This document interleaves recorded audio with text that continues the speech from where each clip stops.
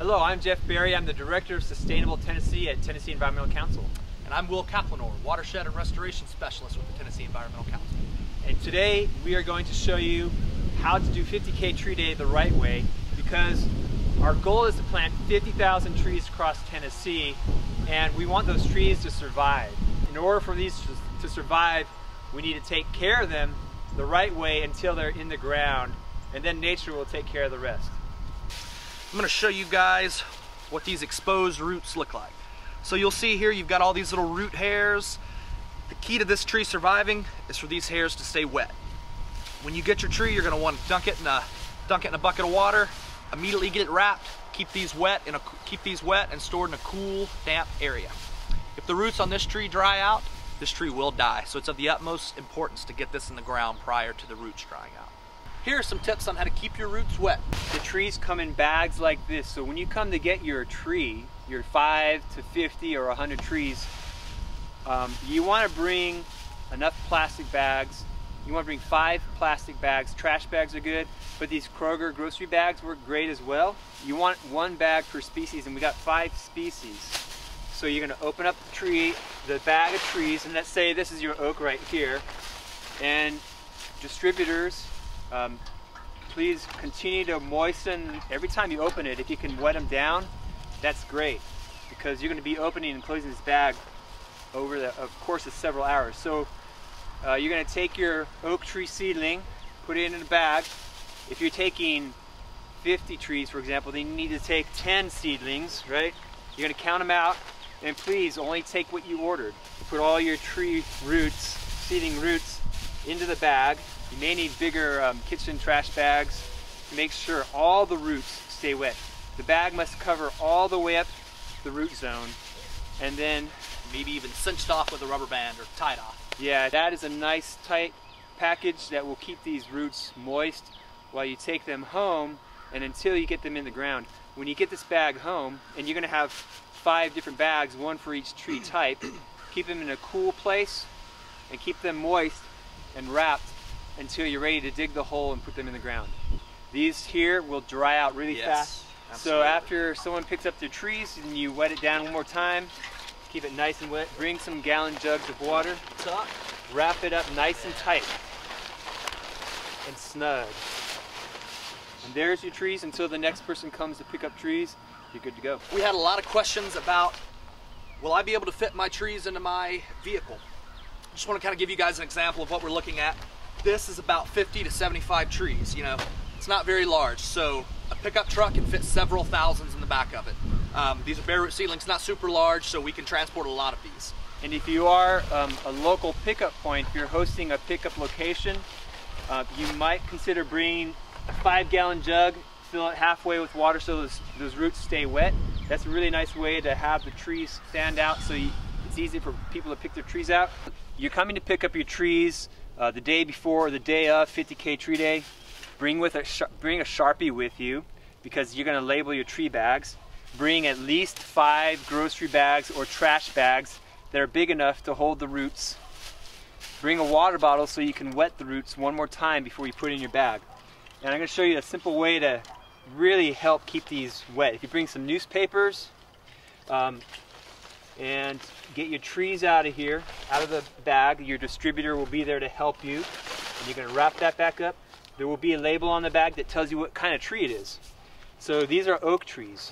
You're going to put now let's say you ordered 15 trees, so you're going to take 3 of each species. Lay it on the newspaper and pour water on top of that to wet the roots. And it also wets the paper, which holds some additional moisture while they're in your bag. You wrap up the newspaper like that. There may be some roots sticking out the bottom, that's okay. And get them right in that plastic bag immediately. And then make sure it's nice and tight. You can wrap it around a little bit. If you want to put a rubber band around there, just to ensure that you're not getting any more air in there. These will stay moist like that for a couple days. So take your Sharpie, write on your bag, oak. Now you got your 3 oak trees labeled. You're going to do the same thing for your pine, for your redbud, your dogwood, and your yellow poplar. If you're getting more trees, you can get up to 10 tree seedlings into one of these trash bags. So, so 5 bags is all you need, but bring some extra just in case. And it's very important to label these as soon as you get them out of the bag, because when you get home, you're not going to remember. It's really hard to identify these seedlings one from the other. You don't want to plant an oak tree under power lines or 10 feet from your house, but you might want to plant a dogwood under power lines or 10 feet from your house. So it's very important to keep the species separate and labeled. And I'll just go ahead and write on here, I put dogwood on that tree, so on and so forth. And I want to re-emphasize to plant oak and pine trees, those are the bigger trees, and also the poplar trees, which are medium-sized trees, at least 50 feet away from any power lines or underground buried cable utility lines, because these trees will grow up and get into the power lines one day. Now, if you're planting all of your trees out in a big open field somewhere and you don't care where the dogwoods go and the oaks and everything, you don't really need to label individual bags. You can just go disperse the trees out through the field in random order and you'll have a forest of lots of different species. So when you arrive to pick up your trees, be on the lookout for this sign. Every tree distribution site will have this sign pointing to its location. Bring your confirmation email printed out, or you can bring it on your smartphone. Your leader will have your info. You'll come in with your email confirmation or printout. They'll match it up. Bam, simple as that. And then you get your trees. Remember that you're dealing with volunteers at these tree sites. Be patient, be as kind as possible. It may take a little while. 50,000 trees is a lot of trees to get out, but in the end, everyone will see the trees they ordered for. And remember to take lots of pictures and even video of your tree planting experience. We want to see your pictures and video on our Facebook page. Remember to post them after you plant your trees. You're doing a great favor for the environment and for our initiative to plant trees across Tennessee. Our goal is to plant 1 million trees in the next few years, so we really appreciate you doing your part. Do your best to plant the trees on 50K Tree Day, February 27th, or that weekend. If you can't get to it till Sunday, that's okay, or within a few days of that, but we want them all to go in on Saturday the 27th. If you wait much longer, these seedlings will die. So get them in ground and let them grow to be big, wonderful trees someday where future generations can enjoy them. There's one more tip I want to share with you, and that's this. Once you have your seedling in the ground, I encourage you to hang a tag or a label or a piece of cloth or something on your seedling, because sometimes these have been known to get mowed down. If you have a gardener or even yourself, you forget it's there. If you're mowing the lawn, you might not see it because there's not a whole lot that distinguishes this from around the surroundings. So hang a little tag on it. You might even consider putting a used CD on there, something that lets the world know that there is a tree seedling here. Do not mow. Now John McFadden will show you how to plant your bare root seedlings. Thank you. Good luck and have fun. Absolutely. We're going to open our bag up. One of the things we want to really be mindful of is keeping our roots covered when we're fooling with these trees. You got maybe 4 bags of trees. You want to have one of each species open at a time, and you want to be pulling them out of the bag and literally putting them into the hole. Well, as you can see, I don't have a hole yet, so I'm going to go ahead and I'm just going to use this as the starter of my trash bag and see if I can get me a hole dug real quick. And I'm going to knock some of this grass off the top of it. Get in here and start digging.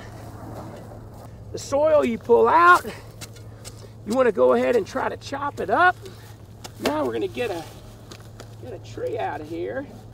I think I've dug much too big of a hole, but actually maybe not too bad. You can see here's the stem and the root. In between there in this area is what's called the root flare. And you want to make sure that the soil's just at the top of that root flare, right where it starts to widen and thicken on the tree. And what you really want to do on these bare root seedlings is I'm just going to stick this one right back in there so it's not out in the air on these seedlings, busting up that soil. And you want to kind of create a little cone in there. And then you can take your roots and just spread them out across that cone. more even with the soil. Second time's always the charm. As one of my buddies always said, why is there always enough time to do it over, but never enough time to do it right? So now that's in there. You can see where it's starting to fatten out there. That baby's in there. That planting that tree correctly is going to be the first most important thing you can do to ensure its survival. So thanks for participating in 50K Tree Day. I'm John McFadden with the Tennessee Environmental Council.